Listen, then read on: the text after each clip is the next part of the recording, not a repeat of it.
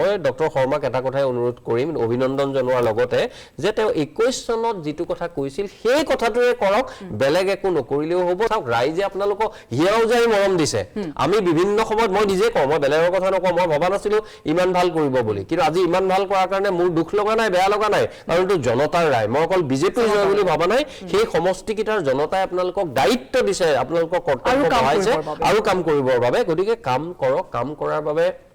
আপুনি ভাল পাওক বা বেয়া পাওক হিমন্ত বিশ্ব শৰ্মা যে কাম কৰা এজন মানুহ কেতিয়াবা অলপ নিজৰ শৈলীৰে বেছি কাম কৰে যেটো কাৰণে আমি সমালোচনা কৰো কিন্তু কাম যে কৰে সেই কথাটোত কোনো সন্দেহ নাই গতিকে মোৰ এটা আহ্বান থাকিব আজিৰ দিনটো আসলে মই সমালোচনা কৰাৰ সময় নহয় মই যদিও সাধাৰণতে কিন্তু কংগ্ৰেছ বা বিজেপি সদায় শাসকীয় দলটো সমালোচনা এইভাবে কৰো